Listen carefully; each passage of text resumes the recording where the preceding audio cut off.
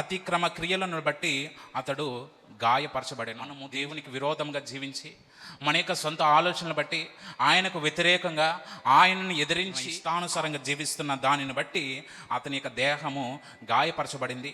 అంత మాత్రమే కాకుండా మన యొక్క దోషములను బట్టి ఆయన యొక్క శరీరము నొలగొట్టబడింది. వీటన్నిటికీ ఆయన ప్రతిఫలంగా ఆయన మరణము అనగా ఆయన యొక్క శరీరము ఆయన పొందిన దెబ్బల చేత మనకేం కలుగుతుందంట?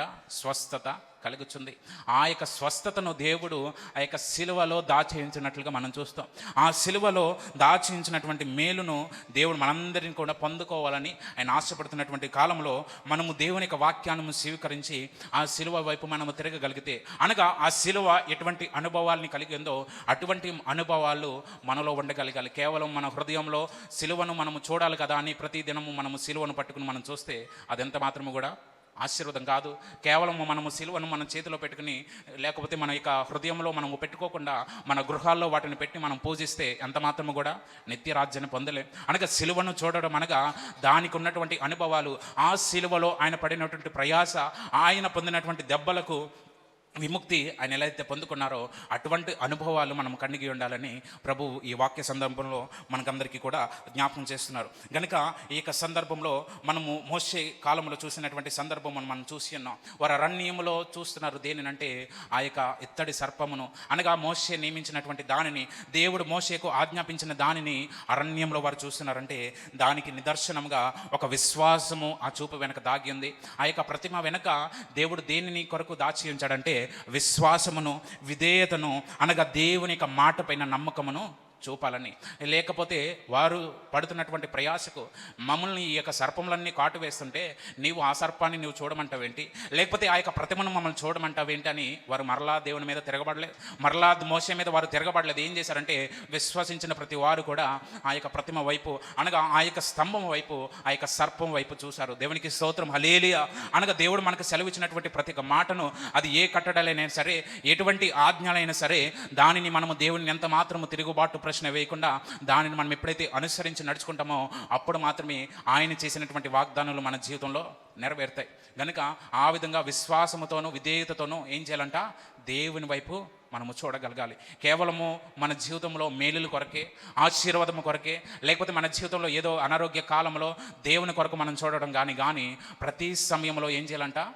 మనం రక్షణ కొరకు ఎల్లప్పుడూ కూడా ప్రభువు కొరకు విశ్వాసముతో, విధేయతతో దేవుని వైపు మనం చూడగలగాలి. గనుక అటువంటి జీవితాన్ని దేవుడు మనకి ఇవ్వాలని ఆయన అందరికీ జ్ఞాపకం చేస్తున్నారు. గనుక ఈ దినాన్ని ప్రభు మనకు జ్ఞాపకం చేస్తున్నటువంటి విషయము సిలువ వైపు మనము చూడడం అంటే క్రీస్తు పైన విశ్వాసము మనము ఉంచగలగాలి. అనగా సిలువలో ఆయన ఎటువంటి విశ్వాసముతో అయితే తండ్రి చేతికి అతని ఆత్మను అప్పగించుకున్నారో మనము కూడా మన యొక్క జీవితాన్ని ఎవరికి అప్పగించుకోవాలి?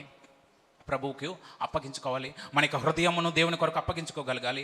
ఆ సిలువ వైపు చూసిన ప్రతిసారి కూడా మనలో ఏమి పుట్టాలంటే విశ్వాసం అనేది ఎల్లప్పుడూ కూడా పెంపొందించుకునే వారంగా, ఆ యొక్క సిలువను చూసిన ప్రతి ఒక్కరు కూడా విశ్వాసము ద్వారా నిరీక్షింపబడిన వారంగా ఉండాలని ప్రభు ఆశపడుతున్నాడు. అంతేకాకుండా ఆ సిలువ వైపు చూసిన ప్రతి ఒక్కరి జీవితంలో ఉన్నటువంటి పాపపు క్రియలన్నీ కూడా దేవుడు క్షమించి తుడిచివేయడానికి ఆయన రక్తమును ఆయన సిలువలో కాచి ఉన్నారు. కనుక ఆయన సిలువను మనము విశ్వాసంతో చూడడమే కాకుండా ఆ సిలువ వైపు చూసిన ప్రతి ఒక్కరి జీవితంలో ఉన్నటువంటి పాపాన్ని దేవుడు తుడిచివేయడానికి, ఆయన సిలువలో పడినటువంటి ప్రతి ఒక్క ప్రయాస ద్వారా, ప్రతి ఒక్క శ్రమ ద్వారా మన జీవితంలో ఉన్నటువంటి శాపములన్నిటినీ తుడిచివేయడానికి దేవుడు తన యొక్క రక్తమును మన కొరకు వెలగా చెల్లించి ఉన్నారు. దేవునికి స్తోత్రము, హల్లెలూయా.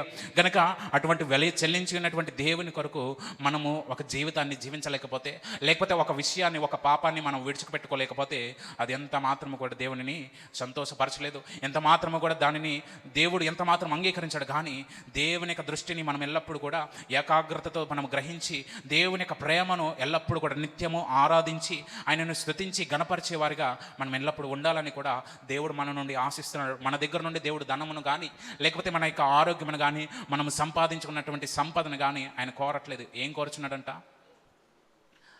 ఆయన బలిని కోరట్లేదు, కానీ మన యొక్క ఆత్మను, మన యొక్క పరిశుద్ధకరమైనటువంటి జీవితాన్ని మాత్రమే దేవుడు మన యొద్ద నుండి కోరుచున్నాడు. అనగా ఆనాటి దినాల్లో వారికి అర్పణగా దేవుడు నియమించాడు. కనుక వారు ప్రతి క్షణము కూడా వారు పాపం చేసిన ప్రతిసారి ఏం చేసేవారంట? అర్పణను అనగా ఒక బలి అర్పణను దేవుని కొరకు కనుక వారికి ఆనుకగా దేవునికి సమర్పణగా వారికి సమర్పించేవారు. కానీ దేవుడు ఈ దినములో మనకు మన యొక్క క్షమాపణలు అనగా మన యొక్క పాపములు క్షమింపబడడానికి ఏదైనా వెల చెల్లించున్నారంటే అది ప్రభువు ముందుగానే మన కొరకు వెలను చెల్లించి ఉన్నారు. ఆ వెలే ప్రభు అయిన యేసుక్రీస్తు రక్తము. ఆ రక్తము ద్వారానే మన యొక్క అపవిత్రములన్నిటిని కూడా దేవుడు తుడిచివేసి ఉన్నాడు. దేవునికి స్తోత్రం, హల్లెలూయా. గనుక మన యొక్క జీవితము అటువంటి అపవిత్రత నుండి దేవుడు దూరపరిచాడు. గనుక మరలా అటువంటి అపవిత్రతలోనికి మనం వెళ్ళేవారిగా ఎంత మాత్రము మన హృదయాల్ని ప్రేరేపించకూడదని దేవుడు జ్ఞాపకం చేస్తున్నారు. ఎందుకంటే పాపం వలన, అటువంటి అపరాధముల వలన, అటువంటి దోషముల వలన వచ్చేది ఎంత మాత్రము మనకి ఆశీర్వాదం కాదు, ఎంత మాత్రము మనకి జీవాన్ని కలుగచేయదు, ఎంత మాత్రము మనకి అనిత్య రాజ్యాన్ని ప్రవేశపెట్టడానికి ఎంత మాత్రము కూడా అర్హతనివ్వలేదు. కేవలం అది మనల్ని నాశనానికి, మరణానికి, ఆ నిత్య రాజ్యానికి దూరంగా మాత్రమే చేస్తుంది. గనుక దేవుని యొక్క వాగ్దానాలపైన మనం నమ్మిక ఉంచి మన యొక్క వాగ్దానాలన్నీ అనగా దేవుడు మనకు చేసినటువంటి వాగ్దానాలన్నీ ఎత్తిపట్టి మనం ఎప్పుడైతే దేవుని వైపు విశ్వాసంతో చూస్తామో ప్రతి వాగ్దానాన్ని దేవుడు మన జీవితంలో నెరవేరుస్తాడు. ప్రతి సందర్భంలో దేవుడు మనల్ని బట్టి ఆయన ఎల్లప్పుడూ కూడా సంతోషించడానికి ఆయన ప్రేరేపిస్తున్నాడు. గనుక మనము జీవిస్తున్నటువంటి జీవితము, మన యొక్క క్రియలు దేవుని కొరకు జీవించాలని, దేవుని కొరకు ప్రయాసపడాలని మనం ఎల్లప్పుడు కూడా ఒక ఆశతో, ఒక తపనతో ఎల్లప్పుడు కూడా ఎదురు చూడాలని దేవుడు మనకు అందరికీ కూడా జ్ఞాపకం చేస్తున్నారు. కనుక ఆ రాత్రి వేళ సమయంలో దేవుడు ఆ యొక్క నికోదేముకు జ్ఞాపకం చేసినటువంటి మాట, నీవు మరలా నూతనముగా ఒక క్రొత్త జీవితాన్ని నీవు ప్రారంభించగలిగితే నీవు ఆ పరలోక రాజ్యాన్ని నీవు చూడగలుగుతావు. అనగా నీవు ఆ పరలోక రాజ్యాన్ని చూడాలంటే నీవేం చేయాలి? మరలా తిరిగి జన్మించాలి. తిరిగి జన్మించాలంటే నీటి మూలముగాను, ఆత్మ మూలముగాను, పరిశుద్ధాత్మ అభిషేకం చేత నింపబడినటువంటి హృదయముతో నీవు నింపబడితేనే నీవు నిత్య రాజ్యానికి వారసురాలుగా మనం ఉంటాం. గనుక నమ్మిన వారందరికీ కూడా నిత్య రాజ్యాన్ని దేవుడు ఇవ్వాలని ఆశపడుతున్నాడు.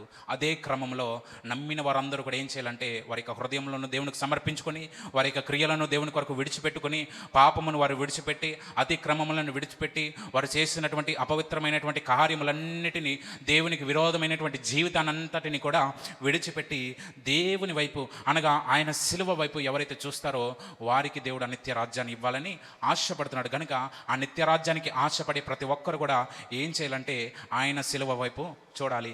ఆయన శిలువ వైపు చూడడం అంటే నీతి కొరకు మనం ఏం చేయాలంటే అవసరమైతే దేనినైనా నష్టపోయే విధముగా అనగా ఆయన ప్రేమను పొందుకోవాలంటే ఎటువంటి పాపమునైనా విడిచిపెట్టేవారుగా, ఆయన యొక్క ప్రేమను, ఆయన యొక్క శిలువలో పడినటువంటి శ్రమను మనము పొందుకోవాలంటే ఏ పరిస్థితులైనా మనం ఎంత మాత్రము మన స్థితిని మనము గమనించకుండా దేవుడు ఆ శిలువలో పొందినటువంటి శ్రమను మనము పొందుకోవాలనేటువంటి ఆశ మనలో ఉండగలిగితే దేవుడు తప్పక ఆ శిలువ ద్వారా, ఆయన యొక్క రక్తము ద్వారా దేవుడు మనల్ని పవిత్రపరిచి మనల్ని స్వస్థపరచడానికి దేవుడు మనకి ఈ యొక్క వాగ్దానాలన్నిటినీ దేవుడు నియమించినాడు. కనుక ఆ యొక్క అరణ్యంలో ఒకవేళ ప్రజలు ఆ శిలువను చూడడం అనగా ఆ యొక్క సర్పమును చూడడం ఒకవేళ వాళ్ళు ఆలస్యము చేసి ఉండుంటే వారు దేనిని కోల్పోదురు? వారి యొక్క ప్రాణాలని కోల్పోదురు, వారి యొక్క జీవితాల్ని వారు నాశనం చేసుకుందరు, వారి యొక్క దేవుని యొక్క ఉగ్రతకు వారు కాల్పడినటువంటి వారుగా ఉందరు. కానీ వారు ఆలస్యము చేయకుండా దేవుడు వారికి నియమించినటువంటి నియమమును వారు మరలా అదే క్రమంలో దేవుడు ఏ విధంగా అయితే వారికి చెప్పి ఉన్నారో అదే విధంగా మరలా ఆ యొక్క ప్రతిమ వైపు, ఆ యొక్క స్తంభం వైపు చూసిన ప్రతి వారికి కూడా దేవుడు రక్షణను దేవుడు అనుగ్రహించాడు. దేవునికి స్తోత్రం, హల్లెలూయా. గనుక ఈ దినాన ఈ యొక్క పునరుత్థాన దినమునందు దేవుని సన్నిధిలో చేరిన మనమందరం కూడా దేని వైపు చూడాలంటే మనుషుల వైపు కాదు, ఈ లోకంలో ఉన్నటువంటి శ్రమల వైపు కాదు, లేకపోతే ఈ లోకంలో మనకి ఇస్తున్నటువంటి ఆనందము యొక్క పాపము గూర్చినటువంటి విషయాలను బట్టి కాదు, కానీ క్రీస్తు శిలువలో పడినటువంటి శ్రమ వైపు మాత్రమే చూడాలి. ఆయన పడినటువంటి శ్రమను గుర్తించగలగాలి. విశ్వాసముతో మనం ఆ శిలువ వైపు చూడాలి. ఆలస్యము ఎంత మాత్రము కూడా చేయకూడదు. ఆ ఇశ్రాయేలు ప్రజలు ఆలస్యం చేసి ఉంటే వారు నశించిపోతారు. మనము ఒకవేళ దేవుని దృష్టిలో మనము దేవునిని గ్రహించడానికి, లేకపోతే నీటి మూలముగా మనం బాప్తిస్మం పొందడానికి, ఆత్మ మూలంగా మనము పరిశుద్ధాత్మను పొందుకోవడానికి మనం ఆలస్యం చేసిన వారంగా ఉంటే మనల్ని దేవుడు ఎవరికి అప్పగిస్తాడంట?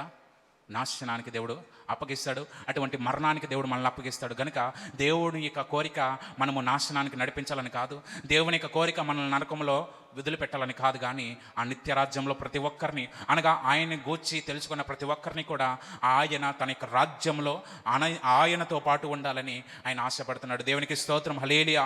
గనుక అటువంటి ఆశ మనలో ఉండగలిగితే అనగా ప్రభువు కొరకు నేను ఎటువంటి జీవితానైనా విడిచిపెట్టుకొని ఆయన సిలువ వైపు నేను చూసి అనేక పాపపు జీవితాన్ని ఆయన సిలువ వైపు చూసిన ప్రతి క్షణము విడిచిపెట్టుకొని, ఆయన సిలువ వైపు చూసిన ప్రతిసారి నాలో ఉన్నటువంటి క్రియలన్నిటిని విడిచిపెట్టుకొని నేను జీవించాలనేటువంటి ఆశ, అటువంటి తపన ఎవరిలైతే ఉంటుందో తప్పక దేవుడు వారి యొక్క ఆశను దేవుడు నెరవేరుస్తాడు, తప్పక వారి యొక్క ప్రయాసను దేవుడు తృప్తిపరుస్తాడు. కనుక అటువంటి జీవితం మనందరిలో కూడా ఉండాలని దేవుడి యొక్క సందర్భంలో ఈ యొక్క వాక్యం ద్వారా మనందరికీ కూడా జ్ఞాపకం చేస్తున్నారు. కనుక మనం ఎంత మాత్రము ఆలస్యం చేయకూడదు. ఆయన యొక్క ఉగ్రతకు మనము కాల్పడకుండా ఉండాలంటే ఎంత మాత్రము కూడా ఆలస్యం చేసేవారుగా ఉండకూడదు. ఈ వారము మరలా వారం అనేటువంటి వాయిదాలు మన జీవితంలో ఎప్పటికీ కూడా ఉండకూడదు. మన యొక్క క్రియలు ఎప్పటికప్పుడే మనము విడిచిపెట్టుకునే వారంగా ఉండాలి. మనం ఎప్పటికప్పుడు మన యొక్క జీవితాన్ని బాగు చేసుకునే స్థితిలో ఉండాలి. ఎప్పటికప్పుడే ప్రతి దినము కూడా నేను జీవించాలి, ఆత్మలో నేను జీవించాలి, నా యొక్క జీవితం నిత్యరాజ్యమునకు ఎత్తబడలేనటువంటి ఆశ ప్రతి ఒక్కరిలో కూడా ప్రతి దినము కూడా జ్ఞాపకం చేసుకుంటూ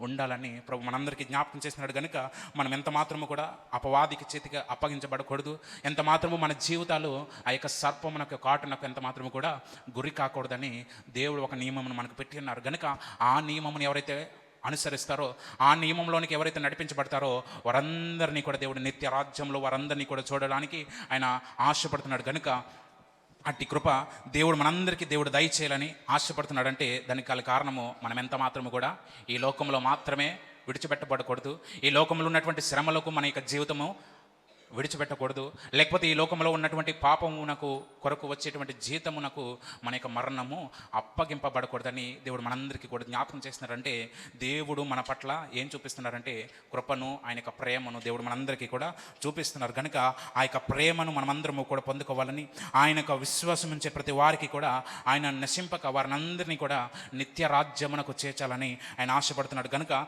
మనము పాపం వలన గాయపడిన వారమే, లేకపోతే మనము అనేకమైనటువంటి అపరాధముల చేత అనేకమైనటువంటి సర్పముల కాటులకు మనము గాయపడి ఉన్నాం. కానీ ఆ గాయములన్నీ మనము మాన్పివేయాలంటే ఈ లోకంలో ఉన్నటువంటి ఎటువంటి ఔషధాలు, ఈ లోకంలో ఉన్నటువంటి ఎటువంటి మెడిసిన్ కానీ, ఎటువంటి వైద్యులు కానీ దానిని ఎంత మాత్రము కూడా బాగు చేయలేరు. దానిని బాగు చేయగలిగినటువంటి శక్తి ఉన్నదంటే అది ప్రభు అయిన యేసుక్రీస్తు వారి యొక్క రక్తంలో మాత్రమే ఉంది. దేవునికి స్తోత్రం, హల్లెలూయా. నమ్మిన వారందరూ బిగ్గరగా చేతులు ఎత్తి స్తోత్రాలు చెప్తారా? దేవునికి స్తోత్రము, హల్లెలూయా. దేవునికి మహిమ కలుగును గాక. గనుక అటువంటి క్రియలోనికి, అటువంటి నడిపింపులోనికి దేవుడు మనల్ని నడిపించాలని, అనగా విశ్వసించు ప్రతివాడు కూడా నశింపక ఆయన ద్వారా నిత్య జీవితాన్ని పొందాలని ప్రభు ఆశపడుతున్నాడు. అనగా అరణ్యంలో సర్పం ఎలా అయితే దేవుడు మోషే ద్వారా ఎత్తిపట్టి నిలబెట్టాడో, మన జీవితంలో ఉన్నటువంటి పాపములన్నీ కూడా దేవుడు ఆ సిలువలో ఎత్తిపట్టారు. కనుక ఆ సిలువలో ఎత్తబడిన జీవితాన్ని మనం గమనించి, ఆ ఎత్తబడినటువంటి ప్రతి ఒక్క పాపములను మన జీవితంలో క్షమించుకొని వాటిని మనం ఎప్పుడైతే విడిచిపెడతామో అప్పుడు మాత్రమే మన యొక్క ఆత్మ దేవునితో పరవశించడానికి, అప్పుడే మనము ఎప్పుడైతే మన యొక్క జీవితమును ఆ యొక్క నీటి మూలముగా, ఆత్మ మూలంగా మనము మరలా తిరిగి జన్మించడానికి ఈ యొక్క ఆత్మ అనేది మనకు సహాయపడుతుంది. అనగా వీటేంటిని మనం విడిచిపెట్టుకోకుండా, ఈ యొక్క మన యొక్క క్రియలను మనం ఎంత మాత్రం మానుకోకుండా మనము మరలా తిరిగి జన్మించబడాలంటే అది ఎంత మాత్రం కూడా సాధ్యం కాదు. అనగా నీటి మూలముగా, ఆత్మ మూలముగా మనం జన్మించే ముందుగా మనం ఏం చేయాలంటే మన మనస్సును మార్చుకోవాలి. మనము మారు మనసు కలిగి ఉండాలి. మనము పశ్చాత్తాపము పొందినటువంటి హృదయముగా మన హృదయం ఎప్పుడైతే ఉంటుందో అప్పుడు మాత్రమే ఏం పొందుకుంటామంట?